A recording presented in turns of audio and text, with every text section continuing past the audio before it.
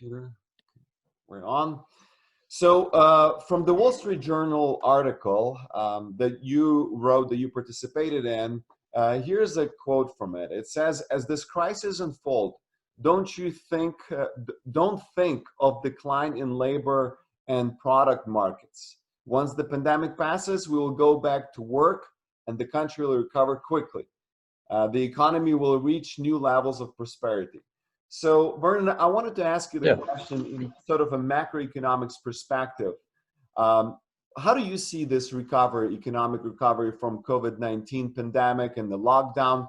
Do you expect it to be sort of a V shape where we kind of bounce back fairly quickly, or there's going to be slower recovery? Well, I think it'll be V, although maybe the recovery leg will be flatter than the sharp drop-off that we had, because these supply lines have to get refilled and everything. So, but the thing, it's important for people to realize that the numbers that you see are, people are always making comparisons with recessions and depressions. That's right. But recessions, there the decline is comes from inside. There are basic problems, you see, that the economy has gotten into, and it takes a while to work those out, and often some special policies to help that. This was entirely imposed from externally, you see.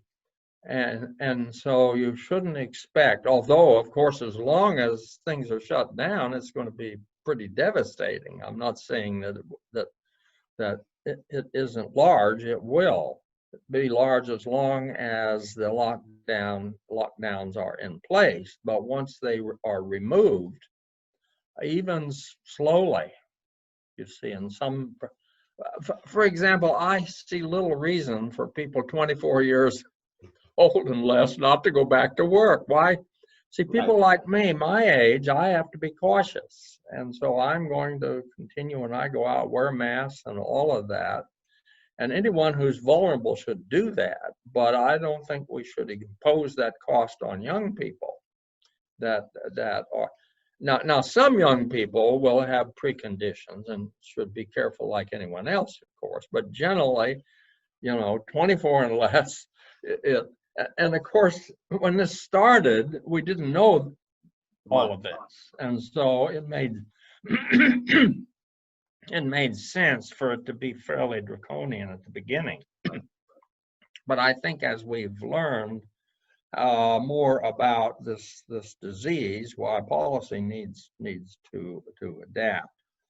But you see, also one of the things I wanted to point out is there are deep lessons in this that people easily will miss. The first deep lesson is, why did things work so well before? Mm-hmm. Why normally do you have to not worry about whether there's food and paper on the shelves, you see? Well, it's very simple. It's in somebody's interest to be sure that if it's stuff you want and are willing to pay for, it's going to be there. Right.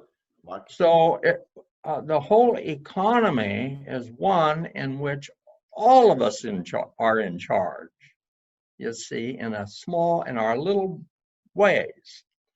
And if you contrast that with, for example, there are economies that are not free, and they have problems with being enough stuff on the shelves all the time.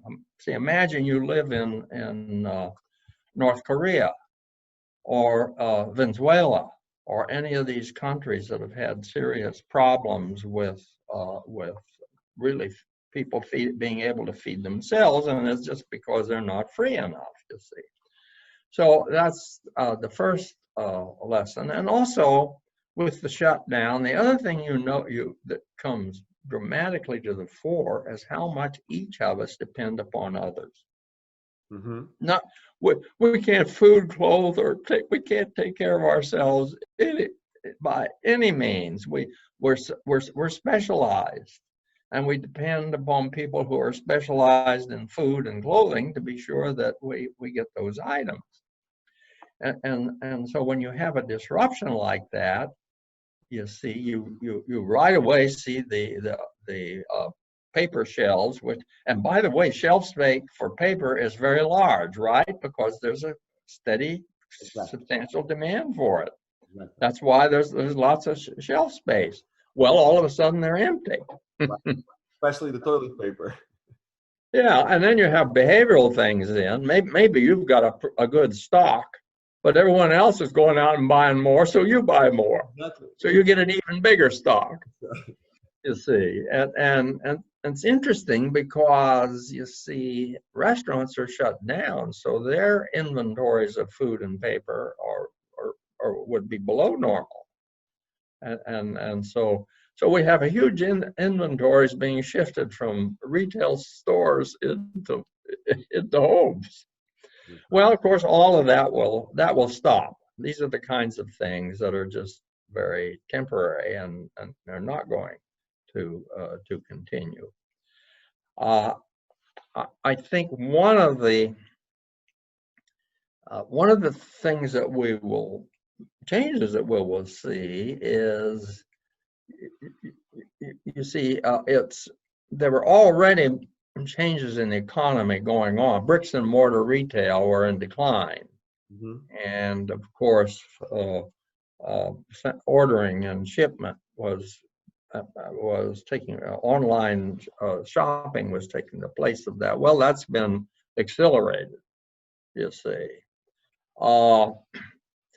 Well, but guess what? That stresses the shipping, and because now you have to have a lot more resources going into seeing that stuff gets to your door, and so there were, and of course normally that shifts like that take place fairly smoothly because resources flow directly where they're needed, and because it's in somebody's interest to be sure that happens. But with the shutdown, that's not always been so easy. Mm-hmm. So and also, I think another kind of important thing I would mention in general is, economists have this concept of opportunity cost, that and for example, here our public policy has been driven by this one-dimensional need to do something about the contagion from this disease, and so that's been the main emphasis. Well, but guess what? Domestic violence goes up. And we don't have data on it yet, but there's reason to believe maybe the suicides have gone up. Certainly the call centers report a lot more. Yeah. And also you have medical resources being pulled out of normal treatment regimens to deal with this. Mm-hmm. So all kinds of people that might that might need an appendectomy find that it's the system is not as doesn't respond as quickly. I know I have a son-in-law who is works in a hospital, and he said that there's the parts of that hospital that are concerned with the normal treatment of accidents and that sort, they're just shut down because they've just moved resources. Well, that means those people can't go to that hospital, they have to go to another one. So these are all of the things, and you see it's very difficult to, you find out these bottlenecks after you've done the policy, and then you try to do something about that, but all of that information is not available to people that are trying to make policy, and so there's bound to be a lot of mistakes simply because of the they don't have the adequate information. And normally that's all decentralized and things work, are not a problem. Well, I think, the technology here we're using, Zoom technology, was around before, being slowly adopted rather. I assume it was. I hadn't even looked at it yet. Well, I had a conference in Lancaster, UK, was canceled because of the COVID-19. Well, then they decided to have it by Zoom anyway. And so there were, I think, 3 of us that were speaking.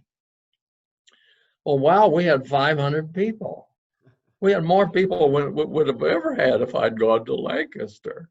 And of course, I didn't have to do the trip. Yeah, So, this is how our world looks in this. Well, there's going to be a lot of changes.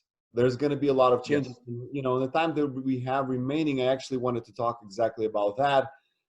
In terms of changes let's talk like in 4 segments. So first of all, we will see the change in the labor market. So what kind of, maybe some theses or some ideas that you think will change on the labor market, and you're already mentioning that. Yeah. So what do you see? Oh, well, let's see. I think that we're sort of already seeing it in universities, in which the administrations are really stressed. They're working full time and around the clock because they're involved in trying to find support services, adequate support services for classes that are being held online. Mm-hmm. And of course, now online classes were already something that were moving. Some universities are far along, that were already far along in that. So this just kind of, they were set up and moved into that fairly easily. I'm at Chapman University. We have some campuses that are well along in that are devoted to that, but the main campus is organized around meeting in person. And the program that I'm in humanomics, those classes are small. The students have a very active part of the discussion and the research programs that come out of that. And I don't see any way to substitute for that. I think we're going to we'll have to figure out some social distancing devices maybe to deal with that. And one of the and in fact, generally we have smaller classes at Chapman, which has been one of its attractions. We don't have large lectures with several hundred people. The largest classes are maybe 40, and with most far smaller than that. So this is an example where there's a lot of adaptation that we're going to have to go through until there is sort of herd immunity. Mm-hmm. And it's hard to imagine that occurring more than, anything like less than a year or so, having a vaccine, probably longer than that. So do you expect these changes to be a short term or a long term? So what the labor changes, the labor market in the universities and other labor markets, do you expect them to sort of go back to normal after pandemic, or are we still going to see that residual change permanent? Oh, I think some will not go back because the trend was already there. Okay. You see, away from bricks and mortar retail. And that now suddenly got a really big accelerated boost. Mm-hmm.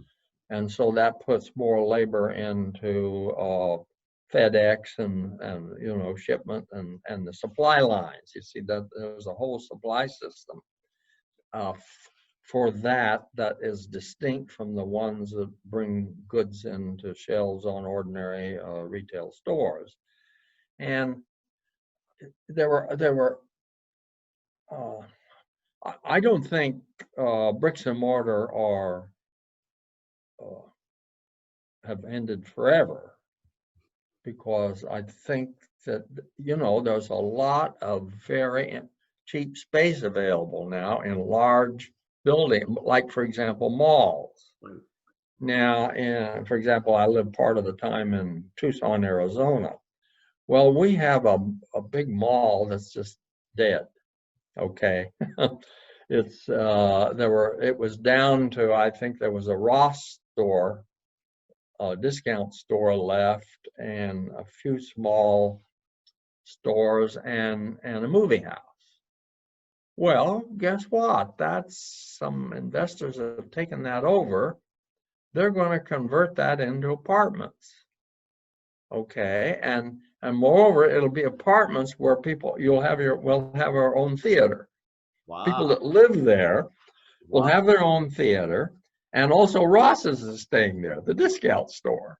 That's going to be interesting. Yeah, and in fact, it's because the plan is to keep Ross's that Ross's has continued to operate, even though the business is way off. Well, there's the kind of, you know, innovation that when prices change, building space now gets real cheap. There's reason for people to think about how they can utilize that space and better serve customers. So continue that line of thought. I wanted to ask a follow-up question which relates to this, and you're already diving into it. And that is, what changes do you expect in the market for goods and services? So because of the pandemic, obviously, there's going to be different things that we consume and then we, as well as produce, right? I mean, there's going to be things that we buy that will be different. Well, yes, I think sure, and those are, and I tell you, it's hard even for an economist, you see, that thinks about these. Sure. To make predictions, because there's all sorts of information that may be important that we don't have, and then we discover, you see, how important that is. And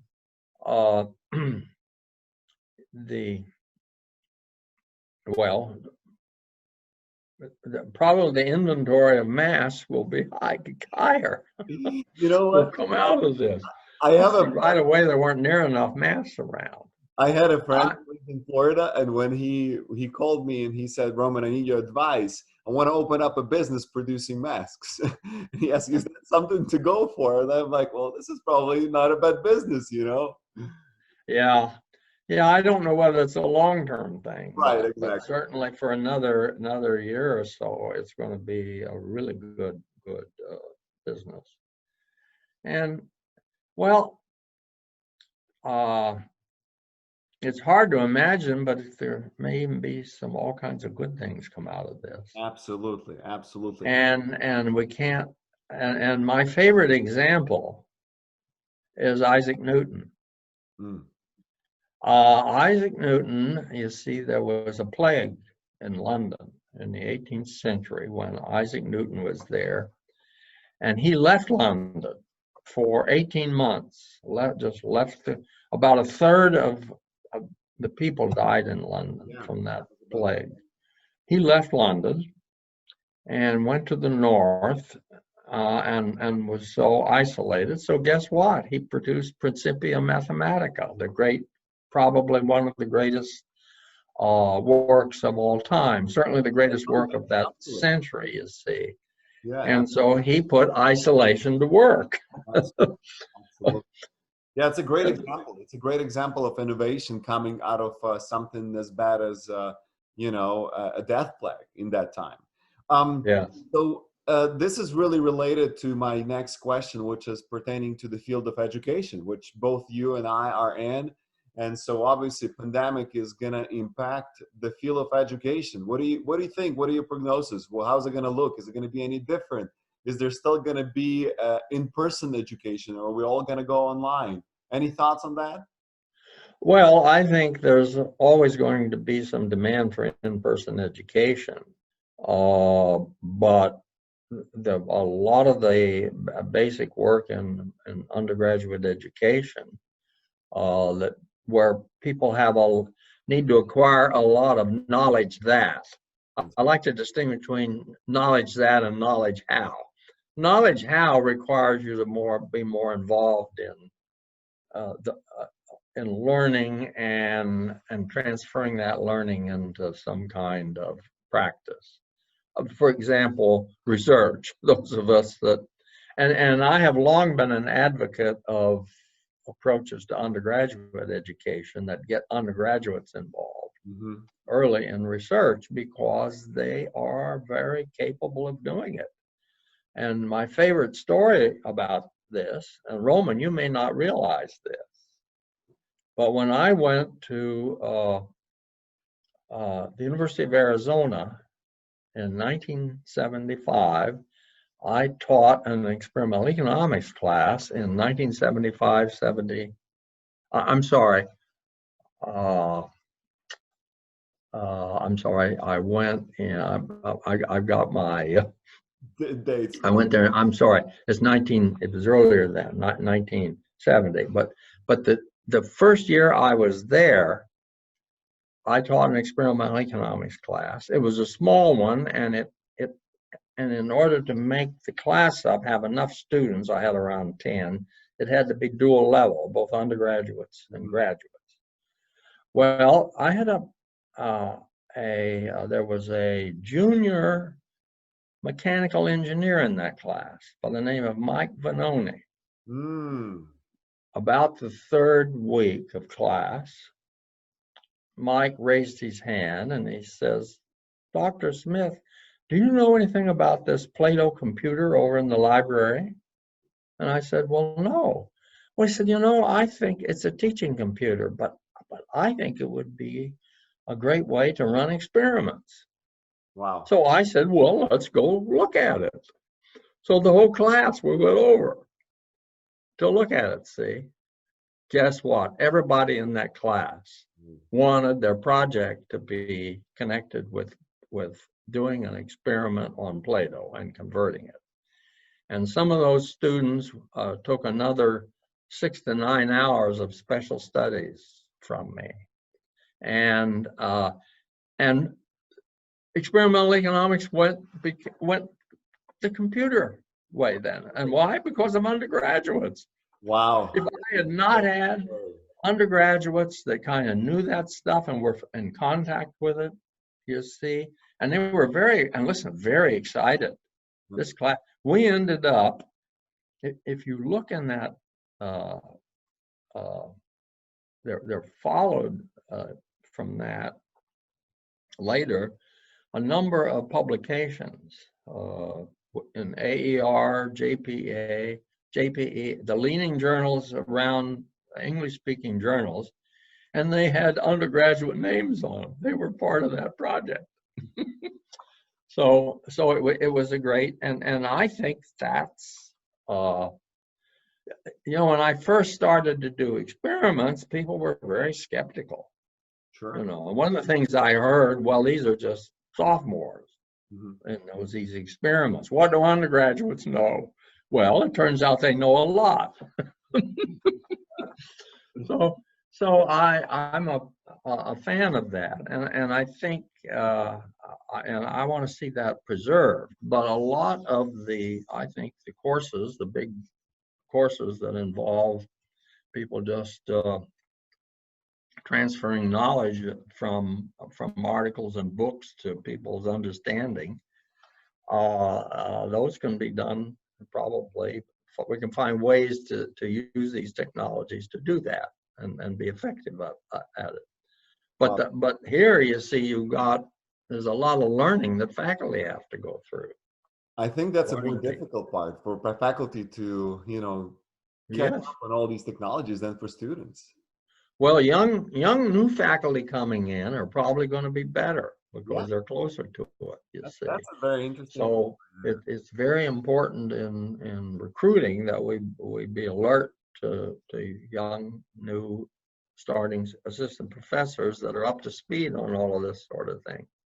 So the last question that I have, and that pertains behavioral economics, something that you and I are basing our experiments on, building hypotheses, and so on and so forth.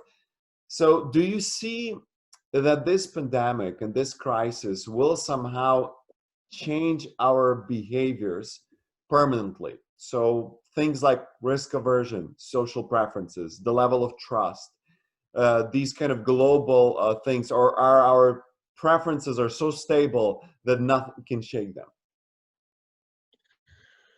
Well, you know, that's a really hard question, Roman. I think what we have seen is a whole lot more emphasis on survival. Mm-hmm.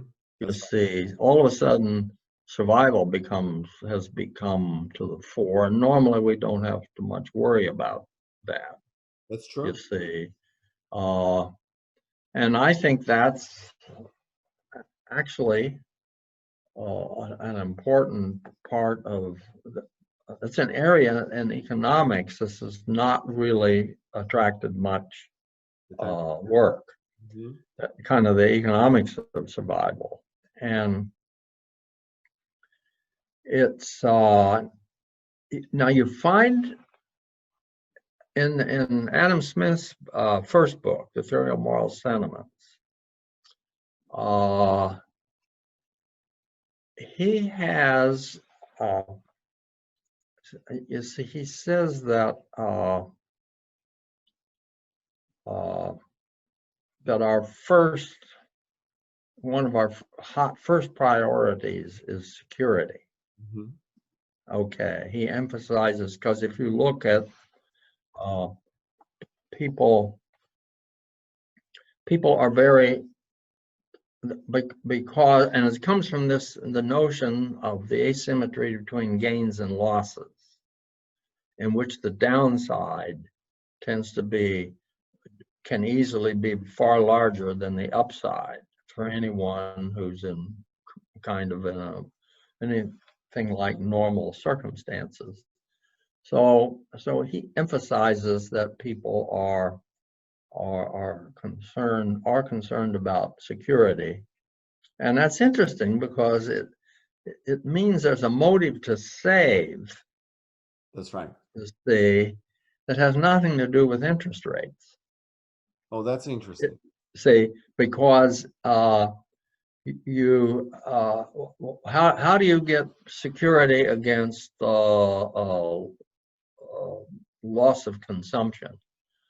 You save so that and if there's if you go through a period where your income is hurt, and that's of course exactly what happened in the coronavirus epidemic. We had all kinds of people that weren't able to work, particularly people that are in personal services and depend on day-to-day regular work. You see, they're shut completely out. Well, if you don't have savings, what are you going to do? You see. So, and I think that's kind of an interesting notion, because that basically means that it implies that after kind of your minimum, most basic consumption needs are satisfied, you have reason to put some resources into savings, right, for security, you see. And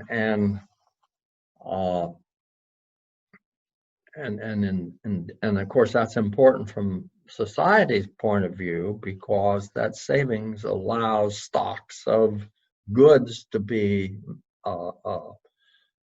for example, stores, and take corn. You either you either eat it or you store it for the future. See, so there's a direct kind of an example of consumption versus investment. Mm-hmm. And you see the whole community depends upon there being some stored corn, because in case of a crop failure, if you go back to the 14th century, I think I remember there's a period there, I think it was 13, 14, and 15, something like that. There was back-to-back crop failures in Europe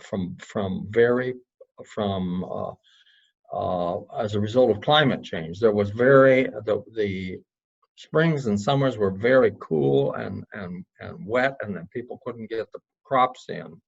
Okay, there followed starvation, you see, with children being abandoned. I mean, it was horrible. How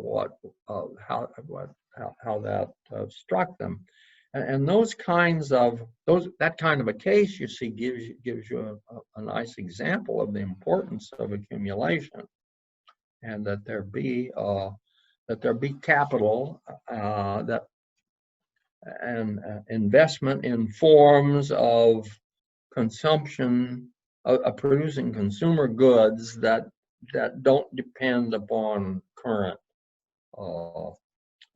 that can come in the case of poor harvest and poor income.